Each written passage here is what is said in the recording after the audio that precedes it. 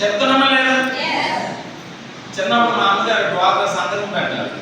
మా హోంవర్క్, నేను చదువుకున్న ప్రైవేట్ స్కూల్ కదా, హోంవర్క్లు ఎక్కువ ఉంటే ఉండవు. ప్రైవేట్ స్కూల్లో హోంవర్క్స్ ఎక్కువ ఉంటే ఉండవు. గట్టిగా చెప్పండి. మరి నేను వచ్చి హోంవర్క్ చేయకపోతే ఉదయం మ్యాథ్స్ ఏం చేస్తాడు? కొడతారు కదా. మరి మేము హోంవర్క్ చేస్తాం, మా అందరికి సంతకం నేర్పిస్తాం. అమ్మ నేను హోంవర్క్ చేయాలి ఉందా? రోజు హోంవర్క్ నాకు సంతకం దేనికి? డ్వాక్రాలో సంతకం పెట్టాలి. సంతకం పెడితేనే డబ్బులు. ఒకప్పుడు తమ్ముడు నడిచేది, అవునా కదా? తర్వాత మెల్లమెల్లగా ఏం చేశారు? సంతకం చేస్తారు. నేనేమైనా అబద్ధం చెప్తున్నానా? ఇది వాస్తవమే కదా. ఇంట్లో కూడా జరుగుతుంది, మీ ఇంట్లో కూడా జరుగుతుంది. మా అమ్మగారు ఉంచేవాళ్ళు కాదు. మా అన్నయ్య కట్టేది ఆడికి అసలే సరిపోయేవాడు, దొరికిపోయాడు. నేను ఏమన్నా మనం బులేస్తారు కదా, మా చిన్నోడు అయితే మంచోడు ఏదో చెప్పి మనతోనే చేస్తారు. మరి హోంవర్క్ ఎవరు చేస్తారు? అవునా కదా? అంటే అక్కడ మాత్రం నేర్చుకోవడానికి ఇంట్రెస్ట్. కానీ ఇక్కడ జాయిన్ ఎన్నెళ్ళు అవుతుంది, ఎందుకు నేర్చుకోవట్లేదు?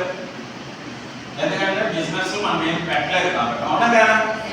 అదే బిజినెస్ లో 10 లక్షలు పెట్టుంటే అప్పుడు చదువు చూస్తారే. ఇప్పుడు ఒక షాపే పెట్టాను, కూరగాయలు, లేకపోతే కిరాణా షాప్ పెట్టాను. ఉప్పు ఎంత రేటు, పప్పు ఎంత రేటు ఏం కాబట్టి మనకి ఎలా గుర్తుంటాయి? చదువు అవసరమే దానికి. ఒకసారి రేట్ చూస్తాం, ఉప్పు ఎంత రేటు, పప్పు ఎంత రేటు, రోజు పెరుగుతున్న దాన్ని బట్టి మనకు ఐడియా ఉంటుందా ఉండదా? ఎందుకు మనం ఒకే విషయం మీద పనిచేస్తున్నప్పుడు చదువుతో సంబంధం లేదు. కానీ ఇక్కడికి వచ్చేసరికి సార్ నేను చెప్తే అవ్వరు, జాయిన్ అవ్వరు సార్, కానీ మేము చెప్తే 1 మంత్ జాయిన్ అయిపోతున్నారు. నేను చెప్తే అవ్వరు, జాయిన్ అవ్వరు. కానీ ఆ చెప్పే విధానంలో డిఫరెంట్ ఉంటుంది కాబట్టి వాళ్ళకి అర్థం అవడానికి ఛాన్సెస్ ఉంటుంది. అవునా కదా? కొంతమంది ఏమంటారంటే సార్ బాగా నేర్చుకున్న తర్వాత చెప్తాను సార్. అవునా కదా? ఎప్పుడు నేర్చుకున్నాం? బాగా ఎప్పుడు నేర్చుకున్నాం చెప్పండి? సైకిల్ ఎప్పుడు బాగా నేర్చుకున్నాం చెప్పండి? 10 సార్లు పడితే బాగా నేర్చుకున్నాం వచ్చింది. అవునా కదా? నేను పడకుండానే నేర్చాలంటే అంటే దాని అర్థం వాడి సైకిల్ తప్పుతున్నాం కదా. అవునా కదా? మరి ఇక్కడ కూడా మనం చెప్తే 10 మంది వరకు జాయిన్ అవ్వరు. కానీ 11 వ్యక్తి జాయిన్ అవ్వడానికి ఛాన్స్ ఉందా లేదా? కానీ మనం బాగా నేర్చుకుంటే చెప్తానంటే మనం ఇప్పటికీ బాగా నేర్చుకోము, అసలు ప్లానింగే నేర్చుకోము. సో ఇవన్నీ ఉంది కాబట్టి మనకి ఫోన్ దగ్గర అవైలబుల్ ఉంది. 200 రూపీస్ మాత్రమే. ఎవరి దగ్గర అయితే ఐప్యాడ్ ఉండొచ్చు, ల్యాప్టాప్ ఉండొచ్చు, అయినా సరే ఇది వాళ్ళ బ్యాగ్ లో ఉండాలి.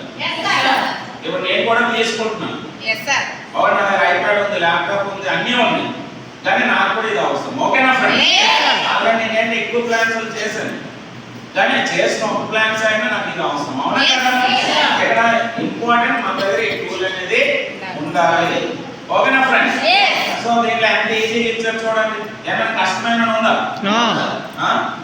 200 రూపీస్. ఇదే మీరు జెరాక్స్ తీసుకుంటండి, కలర్ ప్రింట్ అవుట్. ఒక్కొక్క పేజీకి ఎంత తీసుకుంటారు? 20 రూపీస్. Colour 20 rupees. కలర్ ఒక సైడ్ 10. అవునా కదా? ఓన్ మీరు అట్లా 10, రెండు సైడ్లు 20.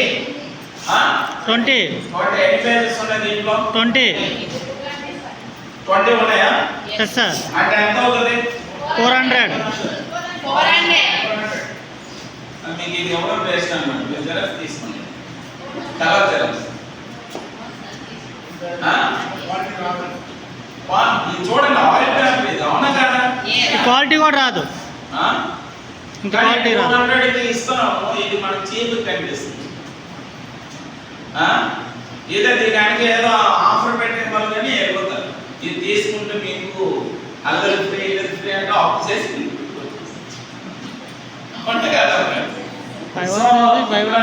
సమస్య కాదు ఫ్రెండ్స్, చేయకపోవడం సమస్య కాదు. సమస్య ఎక్కడంటే మన ఆలోచన విధానంలో సమస్య. సార్ నేను ప్లానింగ్ నేర్చుకున్నాను సార్, ప్లానింగ్ నేర్చుకున్న తర్వాత ఫాలో చేస్తాను. అవునా కదా? మనం ఎప్పటికీ ప్లానింగ్ నేర్చుకోము, ఎప్పటికీ ఫాలో తీసుకోము. అవునా కదా? అసలు బిజినెస్ లో కూడా ఉంటాం లేదు కూడా తెలియదు. సో అందు గురించి మై డియర్ ఫ్రెండ్స్, నేను చెప్పేది ఒకటే, మన దగ్గర 50 టూల్స్ ఉన్నాయి. అండ్ ఇన్విటేషన్స్ కొంతమంది 10 అంటే 10 ఏమి ఎక్కువ తీసుకుంటే ఇంట్లో పంచుతారా? ఎన్ని ఉంటాయి? కరెక్ట్ గా ఆ రోజు సరిపోయినట్టు తెచ్చుంటామా? ఒక కేజీ 2 కేజీలు తెచ్చుంటామా లేదా? ఎందుకు? మొత్తం ఎక్కువ ఎక్స్ట్రా ఉండాలి. ఉప్పు ఎక్స్ట్రా ఉందా లేదా? పప్పు ఎక్స్ట్రా ఉందా లేదా? రైస్ ఎక్స్ట్రా ఉందా లేదా? ఇంకా ఏమి ఇంట్లో ఎక్స్ట్రా లేదు చెప్పండి. మొబైల్ ఎక్స్ట్రా ఉందా లేదా? ఉందా లేదా? ఎక్స్ట్రా ఉన్నాయా లేదా? Yes sir. బట్టలు ఎస్ సార్. ఎక్స్ట్రా ఉన్నాయా లేదా? Yes sir. కానీ ఎక్కడ సార్ ఒక 50 ఇన్విటేషన్ తీసుకుంటాం. 100 రూపాయలు ఇస్తే 50 ఇన్విటేషన్స్ వస్తాయి. అవునా కదా? Yes sir. కానీ ఈ వారం సరిపోయినట్టు తీసుకోండి. ఏమి ఈ రోజు సరిపోయినట్టు పంచదార తెచ్చుకోవచ్చు కదా? ఈ రోజు సరిపోయినట్టు ఇంకేం దానిలో ఏం వేస్తారు? టీ పొడి తెచ్చుకోవచ్చు కదా? అవునా కదా? Yes sir. కానీ ఏం చేస్తాం? 1 నెల 2 నెలలు సరిపోయినట్టు తెచ్చుకుంటామా లేదా? టూత్ పేస్ట్ ఈ రోజే చేస్తాం, రేపు చూసుకున్నాం, రేపు ఉదయం వెళ్ళుకుంటున్నాం. ఆ దగ్గర డ్రెస్ పట్టుకుని వెళ్ళి బాబు టూత్ పేస్ట్ ఇవ్వాలి అని అడుగుని చేయొచ్చు కదా? అవునా కదా? కానీ ఎందుకు కొంటున్నాం? టూత్ పేస్ట్ మహా అయితే మన ఇంట్లో ఎన్ని రోజులు వస్తుంది? కొన్ని 4 రోజులు వచ్చింది అనుకోండి. మనం 2 నెలల గురించి కొనుక్కుంటాం, ఒక 2 నెలల గురించి కొనుక్కుంటామా లేదా? మధ్యలో మార్కెట్ చేస్తాం. అవునా కదా?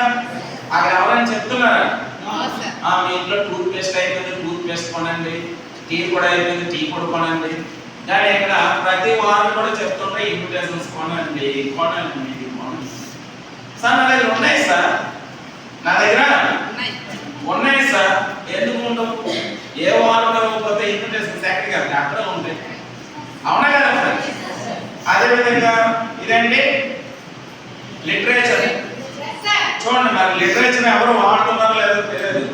ఇక్కడ ఇంత మంచి ఫొటోస్ ఉన్నాయి, ఉన్నాయా లేదా?